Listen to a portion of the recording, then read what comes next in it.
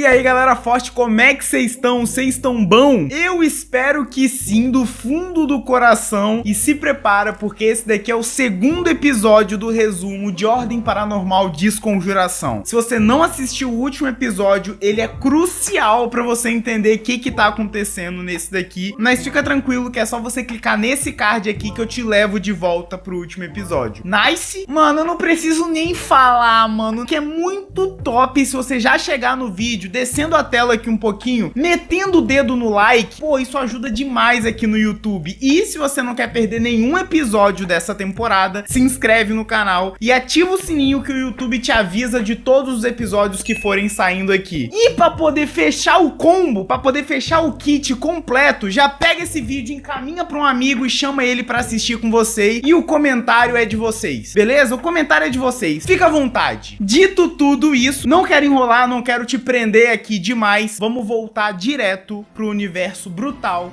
de Desconjuração.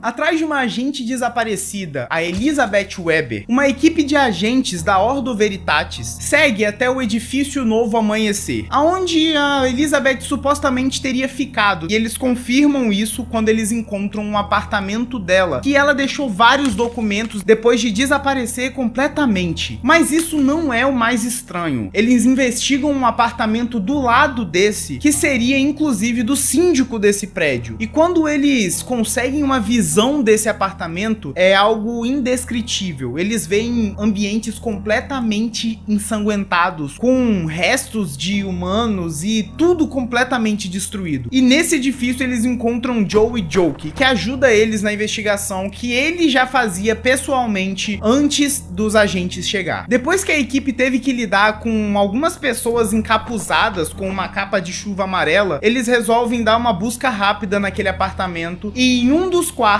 quando a Beatrice abre a porta, ela é surpreendida por uma criatura grotesca e brutal, que corre de forma instintiva e muito rápida pra cima dela. Tudo acontece muito rápido, é coisa de segundos. A criatura vem na direção da Beatrice, que consegue sentir só um empurrão, jogando ela pro lado. Quando a Beatrice olha pra aquela situação e ela consegue enxergar, o Tristan tinha jogado ela pro lado e ele tava na frente da criatura com um coquetel molotov pegando fogo na mão dele. Todo mundo tenta fazer alguma coisa contra aquele monstro, atirando da forma que consegue, mas por conta do corredor ser muito estreito e muito difícil de ver a criatura, eles não conseguem fazer muita coisa. Aquele monstro de uns 170 quilos pula em cima do Tristan e morde a barriga e o peito dele, arrancando um pedaço. O Tristan, urrando de dor, ele só consegue ter força para poder pegar o coquetel molotov que tava na mão dele e bater com tudo na cabeça da criatura, que começa a pegar fogo instantaneamente, só que parte desse fogo cai ainda assim em cima do Tristan, fazendo ele gritar ainda mais de dor. Aquela situação é completamente desesperadora, e todos os agentes em volta tentam arrumar alguma forma de acabar com aquilo, até a Erin finalmente conseguir se aproximar daquele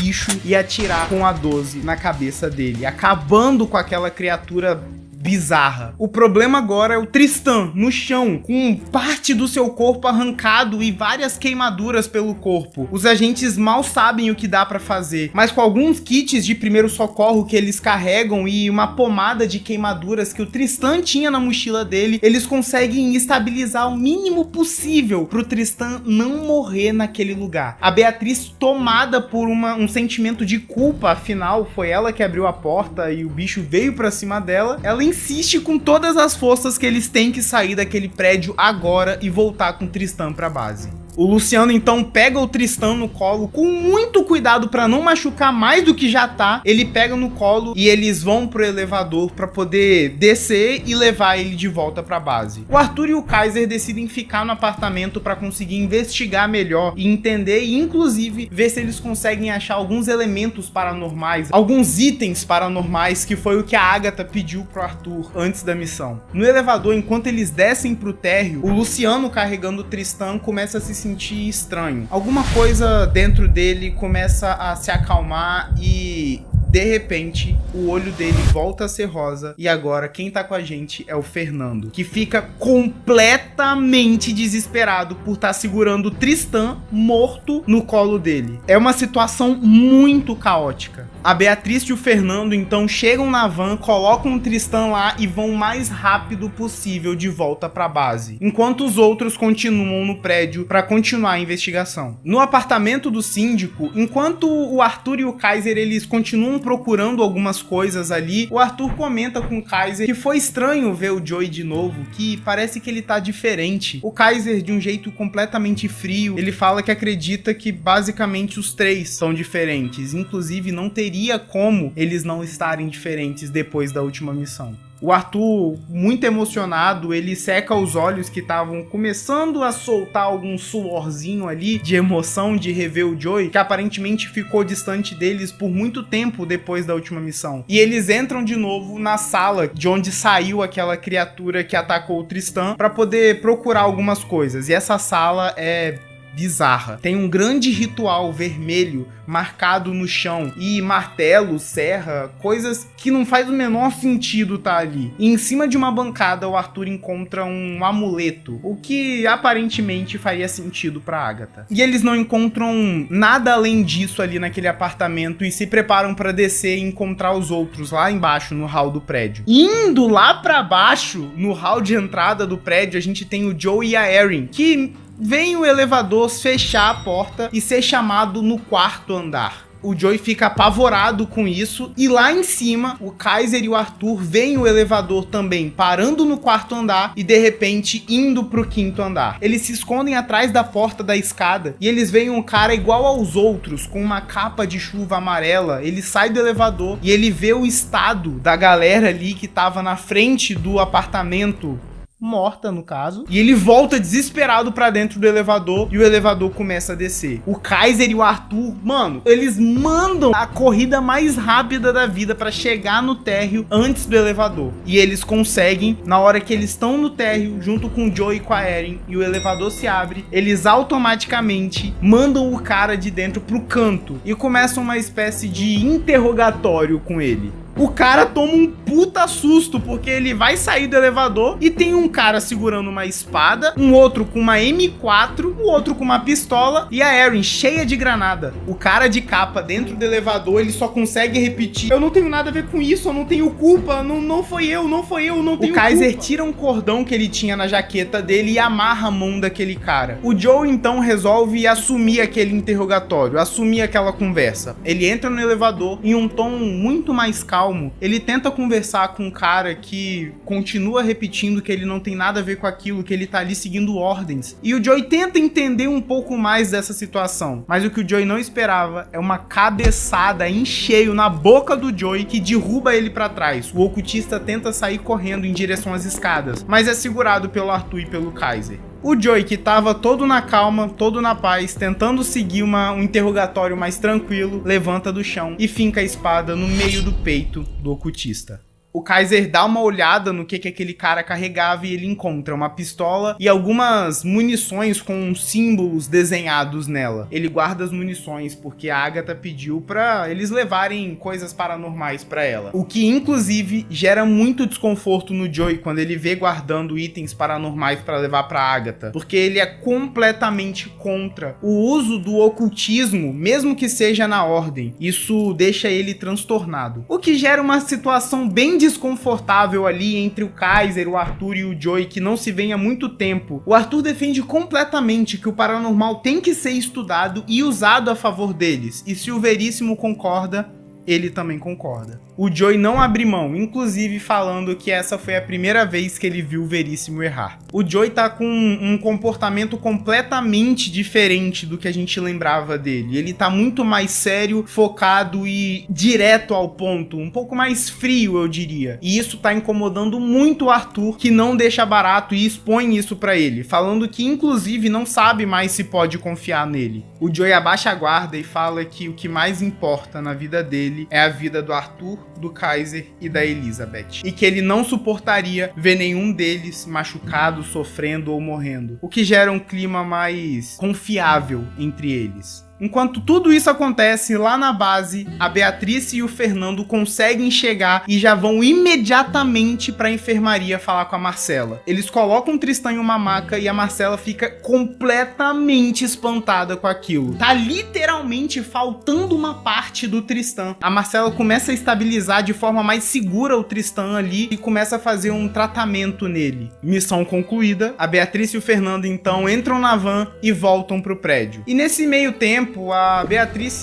tenta entender um pouco essa mudança de personalidade do Fernando. Por que uma hora ele tá com o olho rosa, do nada ele tá com o olho amarelo, ele fala grosso? O que tá acontecendo? O Fernando, ainda bem chateado e meio desesperado com o que acabou de acontecer com o Tristan, ele fala que é uma longa história, mas em resumo, ele fala que o Luciano é marido dele, e inclusive que esse corpo pertence ao Luciano. E aproximadamente 1 ano atrás, o Fernando tava morrendo, e para salvar a vida dele, o Luciano fez isso, e hoje eles dividem o mesmo corpo. Então, sempre que a adrenalina do Fernando sobe, o Luciano assume. E o Fernando termina falando que era pra ele estar morto. Ele e o Luciano. Mas foi a Erin e o Tristan que salvaram a vida deles. Eles finalmente chegam no prédio de novo. E em todos os agentes agora se encontram. E eles se preparam para finalmente investigar a garagem daquele prédio. Quando eles descem pro estacionamento, eles ouvem um som muito forte, como se fosse de uma turbina, junto com vozes e grunhidos, tipo dos zumbis de sangue,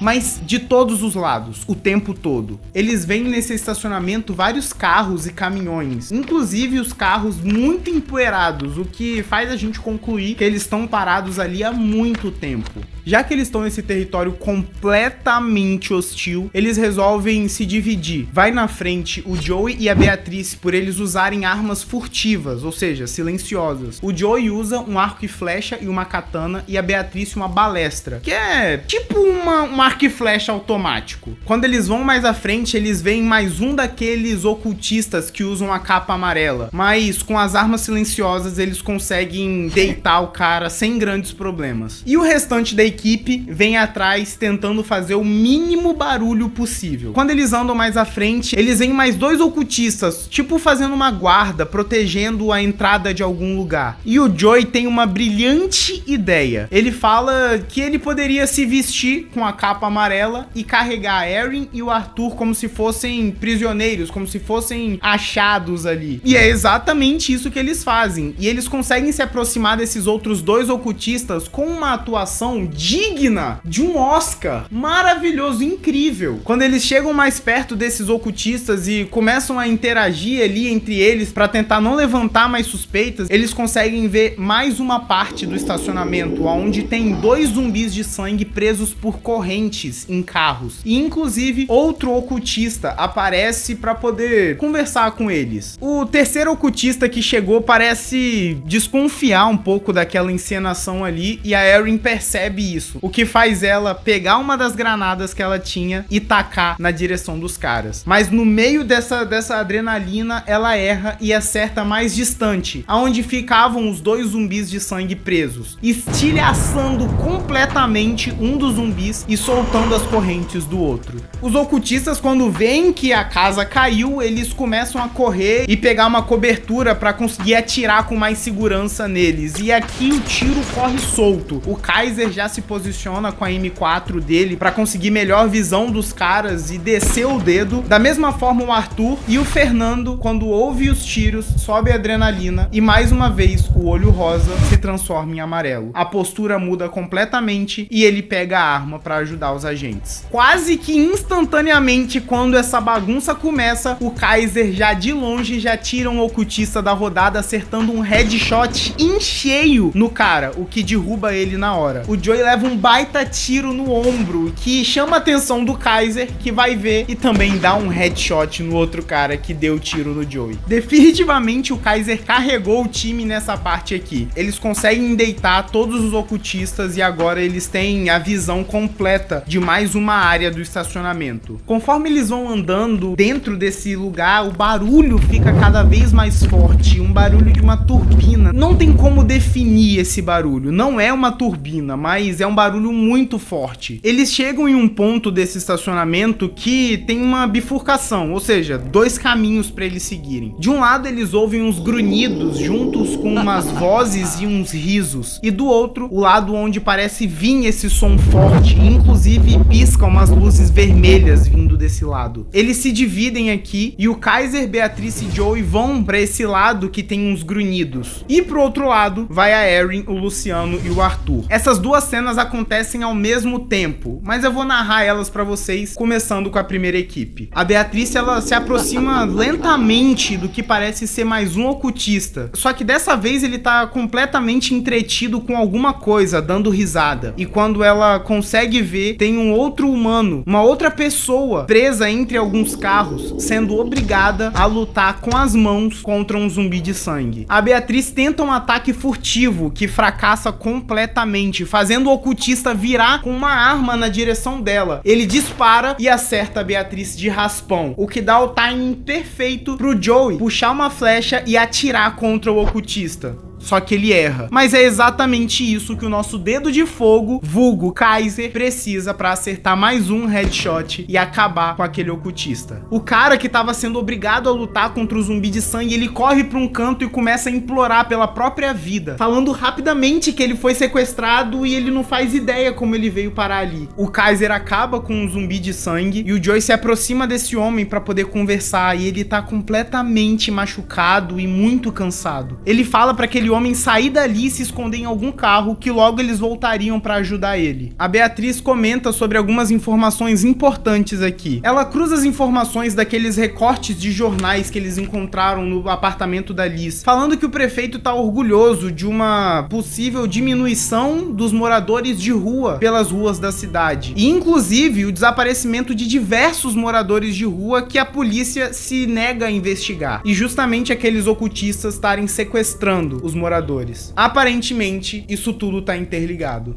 Enquanto tudo isso acontecia do outro lado, eles se aproximam daquele lugar com um som muito alto e com a luz vermelha, e a visão que eles têm é infernal. Literalmente, a visão que eles têm parece ser um inferno. É uma grande parte do estacionamento com vários carros em volta, só que esses carros foram transformados em celas, com várias barras de metal, e dentro desses carros, vários zumbis de sangue. No meio desse ambiente tem um grande símbolo de ritual marcado no chão, e eles conseguem ver também mais ocultistas, e mais distante, afastado, eles conseguem identificar o síndico daquele prédio, usando também uma capa amarela, segurando uma espécie de livro. O síndico Sidney olha pra eles e ri de uma forma completamente macabra e estranha. Ele olha fixamente pro Arthur, ele saca uma faca e finca na própria mão, e depois passa no livro que ele tá segurando. E nesse exato momento, o Arthur começa a sentir uma coisa extremamente agoniante, como se a pele dele começasse a coçar e ela quisesse soltar do próprio corpo. Em alguns lugares do corpo do Arthur começa a sangrar e rasgar, mas o Arthur consegue resistir a isso. A Erin vê isso acontecendo com o Arthur, chega do lado dele e saca mais uma granada, tira o pino e com uma força extrema ela arremessa até o outro lado do estacionamento, bem perto do síndico e de outro ocultista, explodindo completamente o ocultista, mas com um reflexo quase que paranormal, o síndico Sidney consegue desviar dessa granada, mas ele ainda assim é bem atingido. Ele olha com ódio pra Erin e repete de forma insana.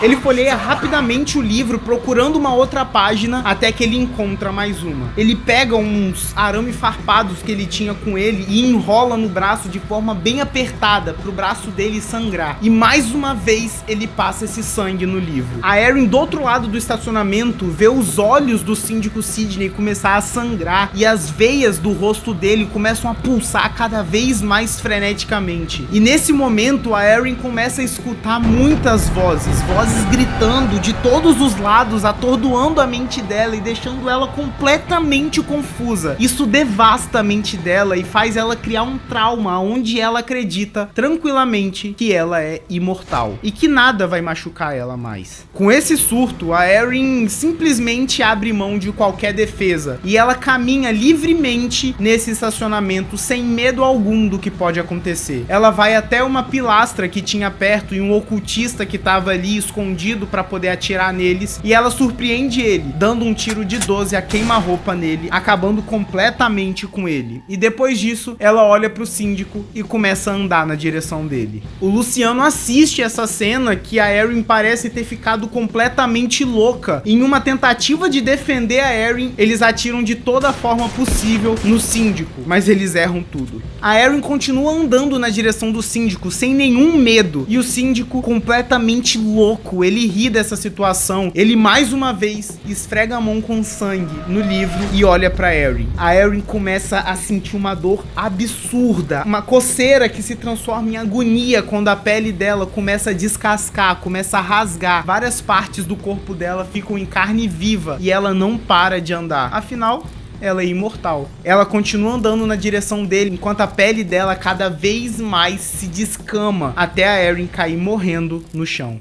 O síndico começa a rir com um semblante completamente irreconhecível. Se o síndico ainda tinha um pingo de humanidade dentro dele, parece que acabou tudo agora. Ele olha pro Arthur e começa a correr, como se fosse um animal, na direção dele. O Arthur, para se defender, ele tenta atirar, inclusive acerta um tiro, mas não para aquilo que o síndico virou. O Sidney pula em cima do Arthur e morde o pescoço dele, arrancando um pedaço. O Luciano, puto com tudo que tinha acabado de acontecer, acaba com o Sidney dando um tiro nele.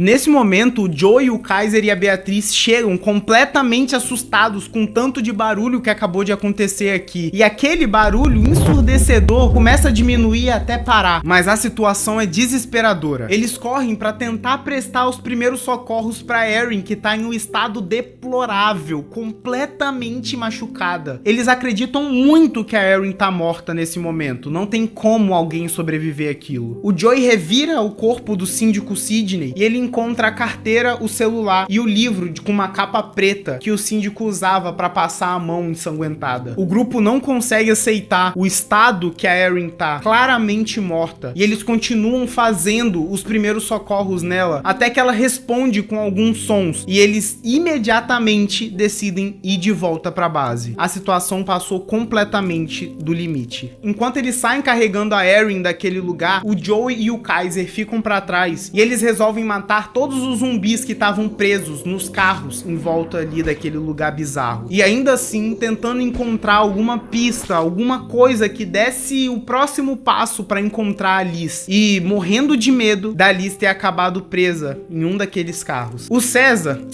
o Kaiser, ele aproveita esse momento também para contar pro Joey como foi difícil depois da última missão, quando o Joey decidiu se afastar deles. E ele conta também que ele quis mudar de nome em uma tentativa de deixar para trás o sofrimento que ele teve. No caminho para sair ali daquele prédio, eles encontram um morador de rua que tava lutando contra aquele zumbi dentro de um dos carros. Ele se apresenta como Jeremias e os agentes da ordem, eles convidam o Jeremias para acompanhar eles, para ele conseguir ter um tratamento médico, para ele conseguir sobreviver. O Jeremias completamente assustado, afinal tá todo mundo ali capenga. A Erin aparentemente tá morta no braço deles e eles acabaram de matar um monte de gente ali. Ele não gosta muito dessa ideia, mas parece que não tem outra solução pra ele. Ele aceita mesmo com muito medo. O Joey e o Kaiser terminam de matar os zumbis e encontram os outros. E aqui termina mais um resumo de Ordem Paranormal Desconjuração. Mano, essa história é bizarra. Vocês têm noção do que acabou de acontecer? É loucura. Agora que eu tô reassistindo toda a temporada e escrevendo pra gravar pra vocês, eu tô percebendo o quão brutal de fato é essa temporada. E sabe o que é pior? Ou melhor, tá só começando. Esse foi o segundo episódio. Tem muita coisa ainda. Então, confere aqui embaixo se você tá inscrito no canal pra você não perder os próximos episódios. E se você deixou o like, que me ajuda muito, muito, você não tem noção. O YouTube gosta dessas coisas. E pra vocês é de graça, é de boa fazer isso. Ah, e pra gente manter o nosso ritual aqui do final do vídeo, coloca aqui nos comentários um sai daí, Erin, que aí eu vou saber que você chegou até aqui e a gente manda energias boas pra Erin. Eu espero muito que vocês estejam gostando dos resumos e bora continuar essa história? Eu vou nesse exato momento pro próximo episódio e você pode me acompanhar clicando bem aqui, ó. Se o episódio já estiver no ar, vai estar aparecendo aqui. Clica aqui e vem comigo, eu te espero lá. Tá, maluco? Caraca, só clicar aqui, ó. Clica aqui e a gente vai pro próximo. Vou estar aqui, ó. Já tô te esperando, tô te esperando. Deixa o like, já que você tá assistindo até aqui, tal.